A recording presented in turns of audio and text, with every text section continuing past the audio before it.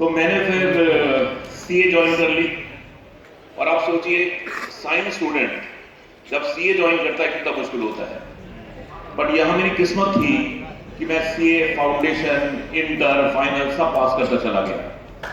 और एक पूरा भी खानी सुनी गया है साइंस साल में सीए बन गया 2.5 साल।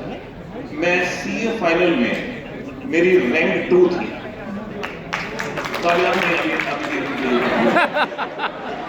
सीए फाइनल में मेरी रैंक 2 थी। और हमारे जमाने में 7 पेपर होते थे, इनडायरेक्ट टेस्ट नहीं होता था फाइनल में। सो पहले ग्रुप में 4, सेकंड ग्रुप में 3। और जैसे आपको तो छुट्टियां मिलती है, हमारे जमाने में फिक्स होता था, अनुज जी आपको मालूम होगा, 1 से 7 तारीख तक पेपर होते थे। 1 से 7 मई और 1 से 7 नवंबर। मैंने दिया था 86 में अटेम्प्ट, 1986 में। और हमें छुट्टियां मिलती थी 1 जुलाई से 31 अक्टूबर तक फॉर्म फिक्स होती थी छुट्टियां। मैंने 6 सब्जेक्ट तैयार कर लिए थे 20 अक्टूबर 86 तक। 20 अक्टूबर 1986 मेरे 6 सब्जेक्ट बिल्कुल तैयार हो गए थे। 7वां बच गया था ऑडिट, जिसको मैंने एक पेज भी खोल के नहीं देखा था। मैंने इंस्टीट्यूट का उस समय स्टडी मटेरियल उठाया, 2000 पेज का स्टडी मटेरियल था। मैंने 10 पेज पढ़े, रोना आ गया कि ऑडिट पास नहीं हो सकता। तो मेरे सीनियर होते थे, आप लोग जानते होंगे जीएस पन्नू, जो मेंबर ऑफ आईटीटी है। तो मेरा सीनियर हुआ करता था जीएस पन्नू, जो इस समय member of president of ITT थे। तो मैंने उसको फोन किया 20 अक्टूबर को ही कि पन्नू मैं सोच रहा हूँ ग्रुप 1 ड्रॉप कर दूं। कहता क्यों? मैंने ऑडिट नहीं हुआ। कहता कोई बात नहीं, एक वो आती थी क्वेश्चन आंसर से किताब ऑडिट की, कहता ले आप फटाफट। और उस समय वैसे फोन होते थे काले फोन हाथ से जो करते थे। मैंने लगाया, कहता खोल बोल जय माता की। मैंने कहा जय माता की। कहता खोल ले किताब। मैंने खोली शुरू में, कहता 2 क्वेश्चन टिक कर ले। कहता बीच में से खोल बोल जय माता की, 2 क्वेश्चन टिक कर ले। ऐसे 11 बार उसने मुझे बोला कि कर 22 क्वेश्चन हो गए।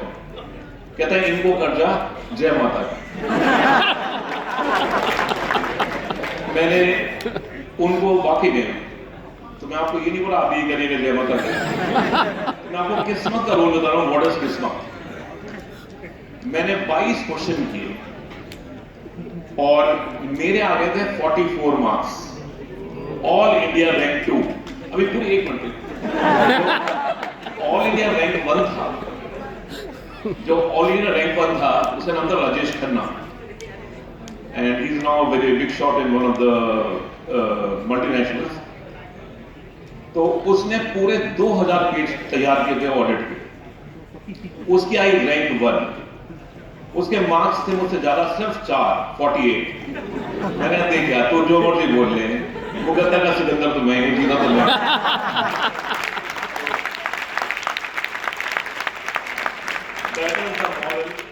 ऑफ किस्मत।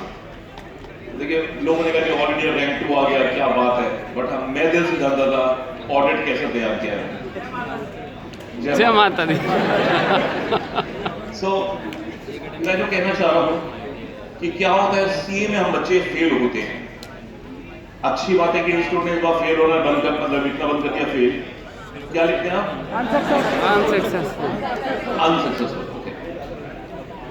सो मेरा खुद का भाई, रियल ब्रदर सीए में 9 बार फेल हुआ, 9 टाइम्स। और जब भी उसका रिजल्ट आता था उस दिन घर में खाना नहीं बनता था। ऐसा लगता था कोई मन मरा गया है। That's a fact। मतलब पहले 2-3 मिनट में तो ठीक ठाक क्लियर हो जाता था, बट चौथे 5वें में जब रिजल्ट देख था फेल हो गया, और बताता नहीं फेल हो गया, वो जमीन में चादर ओढ़ के लेट जाता था। हम समझ के थे मर गए इस बार। और जब लास्ट अटेम्प्ट था, कहता मैं एमबीए करूंगा। मेरे फादर ने कहा कि एक काम कर विनोद, मतलब मेरे नोट्स इस बार मत पढ़ और कोई भी किताब पढ़ने चला जाए, और लास्ट अटेम्प्ट दिया।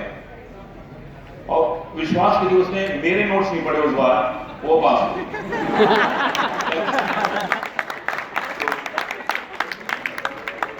तो दोस्तों जो मैं कहना चाह रहा हूं कि हम जो सीए में कई बार फेल होते रहते हैं, अटक जाते हैं, यहां किस्मत होती है। कई बार क्या होता है, 2 चैप्टर जो आपको अनइम्पॉर्टेंट लगते हैं वो छोड़ के चले गए, बदकिस्मती 2 क्वेश्चन उसमें से आ जाते हैं।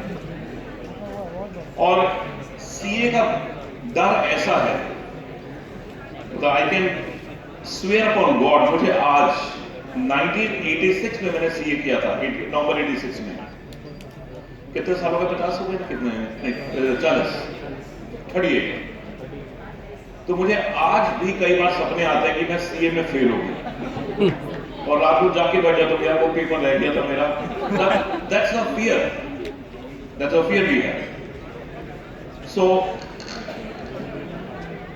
प्लीज आपसे मैं कहूंगा कि मेहनत आप करते रहिए, बट जब तक किस्मत आपके साथ नहीं देगी तो आपका रथ जो है लौट के कभी नहीं चला पाएंगे। So luck is one thing which matters. दूसरा, आज सीएस की सिर्फ इंडिया में नहीं, बाहर भी जबरदस्त डिमांड है। अब आप कहेंगे कि हमारे दोस्त हैं उनको नौकरी नहीं मिलती, नहीं मिलती बिकॉज उन्होंने आर्टिकल्स वगैरह प्रॉपर नहीं किए हैं, रट रटा के पास हुए हैं। ठीक है, आज मुझे भी अपनी फॉर्म के लिए सीए चाहिए होता है, मैं 20 सीए इंटरव्यू करता हूं, मुझे शायद एक भी ठीक नहीं मिलता, प्रैक्टिकल नॉलेज नहीं होती। इंडस्ट्री को चाहिए एक ऐसा सीए जो चाहे मेरिट लिस्ट ना हो, चाहे 10 बार फेल हुआ हो, बट इंडस्ट्री के काम का हो। तो बिलीव मी, सीए डिग्री अगर आपके पास है और आपने ढंग से, आज क्या चाहिए, इनकम टैक्स की नॉलेज होनी चाहिए, इनडायरेक्ट टैक्स की नॉलेज होनी चाहिए, अकाउंटिंग स्टैंडर्ड्स की प्रॉपर नॉलेज होनी चाहिए, ये यूज होते हैं आज, और कंपनी लॉ की नॉलेज होनी चाहिए।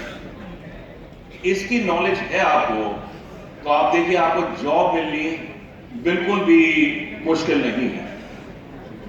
मेरा खुद का बेटा ईवाई लंदन में है, outstanding London, and you won't believe, London में जो 4 बिग फर्म्स हैं, you know the big force, मैं सिर्फ आपको ईवाई का बताता हूं बिकॉज ईवाई में जाता रहता हूं, माय सन्स है।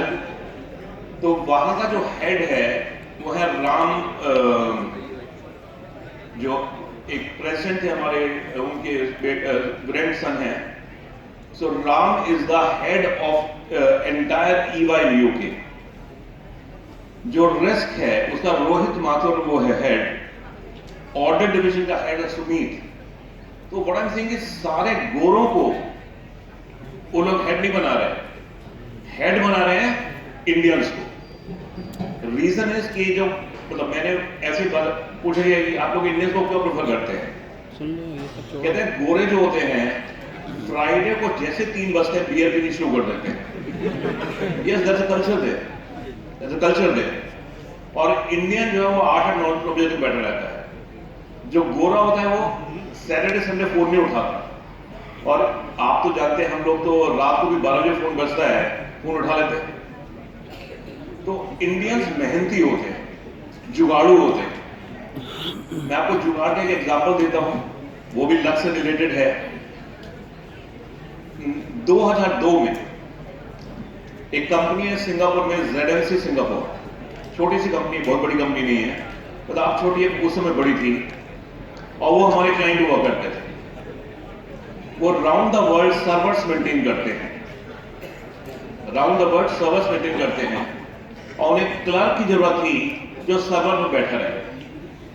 तो सिंगापुर में रिसोर्स बहुत महंगा है, तो उन्होंने हमसे रिक्वेस्ट की कि हमें इंडिया में कोई डिप्लोमा होल्डर दिला दीजिए जो सर्वर के साथ बैठा रहे।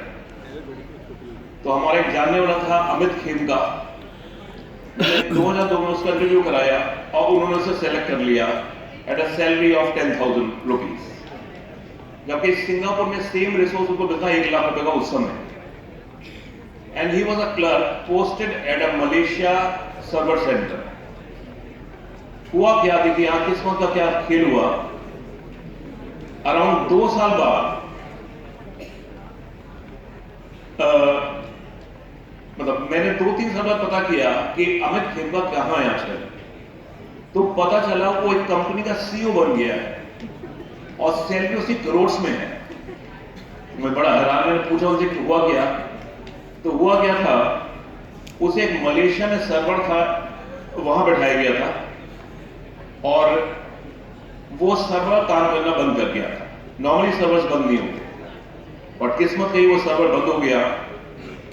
और अगर सिंगापुर से इंजीनियर जाता तो 4 घंटे लगते सर्वर ठीक होने, और 4 घंटे में उस कंपनी को मिलियंस का लॉस हो जाता। और जो हमारे अमित खेमका थे, उन्होंने इंडियन साइड में क्या किया, सर्वर का प्लग निकाला, वापस डाला, फिर डाला, फिर निकाला, उसकी थोड़ी बहुत मारपीट की और सर्वर चल गया। और बात फैल गई, ये तो सर्वर स्पेशलिस्ट है। Soon he was given a very high name in ZNC, और सिंस उसका नाम फेमस हो गया, सर्वर स्पेशलिस्ट है, बिना इक्विपमेंट्स के सर्वर ठीक कर लेता है। और मैं 2015 में उससे मिला सिंगापुर में, मैंने फोन किया, मैंने हाय अमित, पहले उसका फोन नंबर मिल रहा है मुझे सिंगापुर, मैंने फोन किया, हाय अमित हाउ आर यू, कहता कौन, मैंने विनोद गुप्ता, कहता विनोद गुप्ता, कहते जॉब कराई थी ना, कहता चलो मैं देखता हूँ मिलता हूँ। मैंने कब मिल सकता है, कहता let me check my diary, मैंने चेक कर लिया, कहता कल मिल सकता हूँ, कल only for half an hour 2 PM to 2:30 PM at MBS है मेरीना बे सैंड्स, सबसे बड़ा होटल है सिंगापुर का।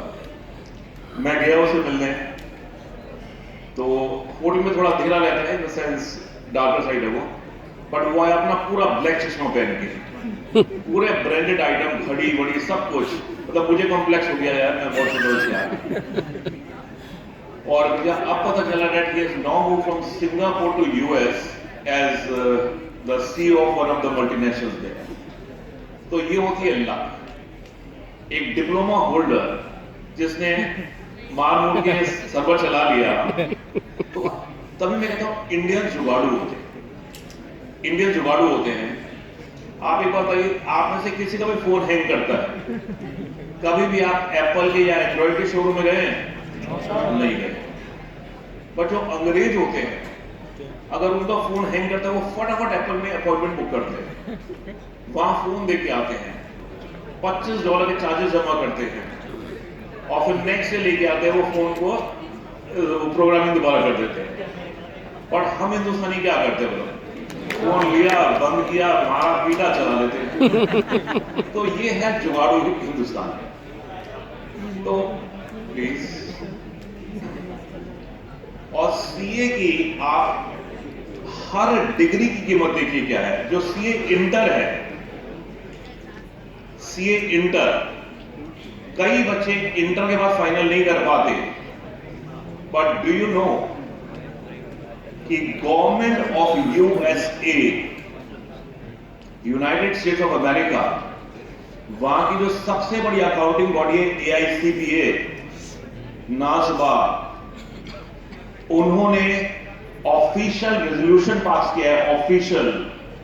चेक करिएगा नासबा की वेबसाइट पर, NASBA is the highest accounting body in US, कि CA intermediate from the institute of chartered accountants of India get 60 credits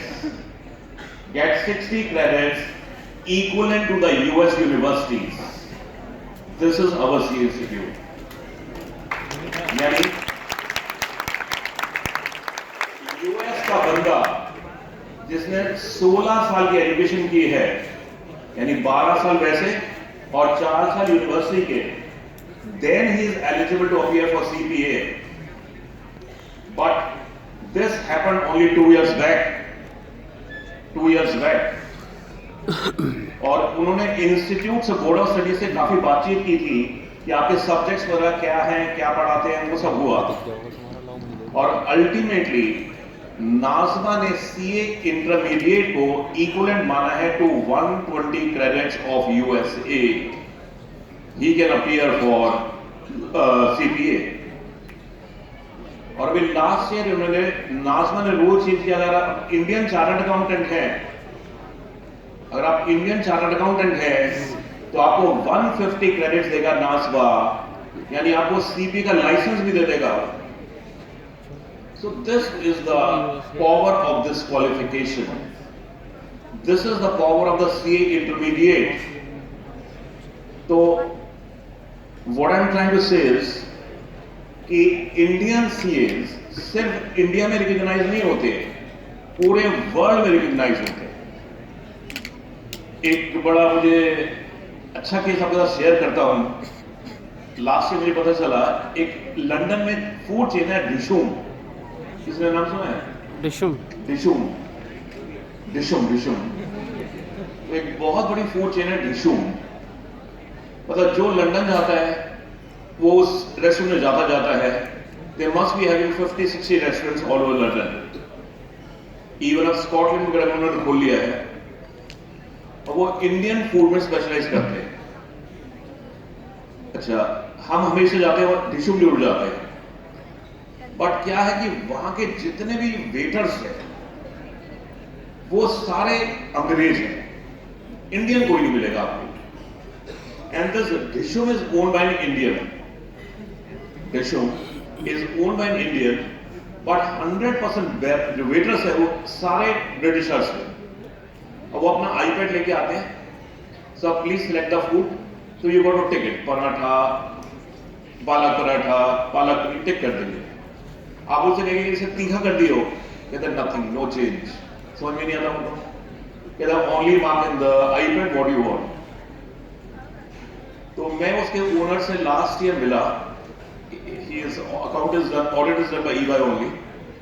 तो मैंने बोला पत्नी यार तुम्हें एक बात बताओ, तुमने एक भी इंडियन नहीं रखा हुआ यहाँ पर, और इंडियन वेटर्स रख लेना तो बड़ा फायदा होगा, वो समझ सकते हैं। कहता भाई साहब एक बात बताओ। मैंने कहा क्या? कहता दिल से बता रहा हूं, मैंने सारे ये रखे गोरे। कहता है इन्होंने 200-300 साल हम पे राज किया। कहता है वैसे इतनी खुशी होती है मुझे जब इंडियन खाने बैठते हैं।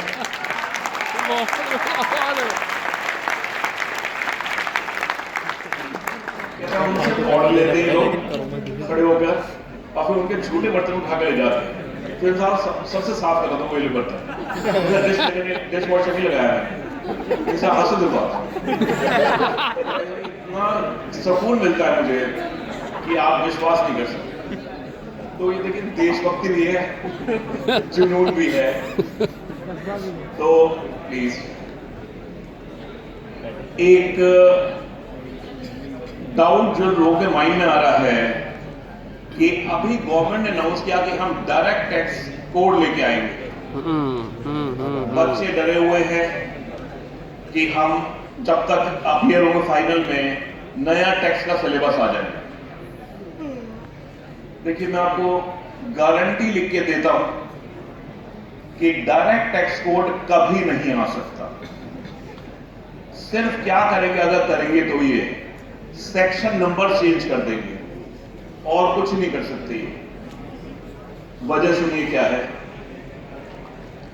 आज से 15 साल पहले 2009 में इन्होंने यही कोशिश की थी कि हम डायरेक्ट टैक्स कोड लेके आएंगे, नया सिंपलीफाइड बिल।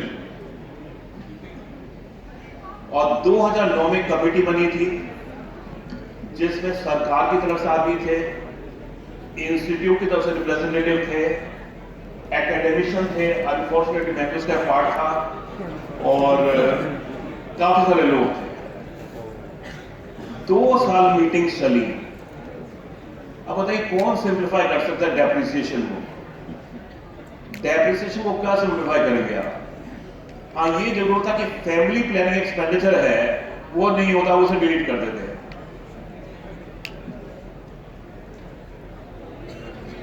अच्छा मुझसे कहा गया है फटाफट वाइंड अप करिए, लोग बोर हो रहे हैं।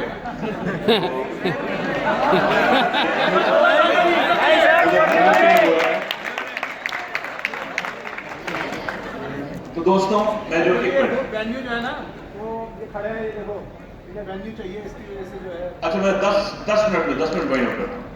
10 से नहीं कम, 9 मिनट। सर ये बात पूरी करो। तो देखिए दोस्तों क्या है, ये जो डायरेक्ट टैक्स हमारा इनकम टैक्स एक्ट है 1961 में आया था, 2024 तक हर साल बजट आता है। सिर्फ 2 बार बजट नहीं आया, जब इंडिया पाकिस्तान का वार हुआ था, इंडिया चाइना का वार हुआ था। तो 62 बार ये एक्ट चेंज हो चुका है और इस पर आज भी लिटिगेशन चलती है। आपको मालूम है एक सेक्शन हुआ करता था, एक मिनट सुनिए please, every person shall prepare tedious return by the due date and furnish to the income tax authority। इसका लोगों ने इंटरप्रिटेशन निकाला कि टीडीएस रिटर्न आपको ड्यू डेट तक बनानी है,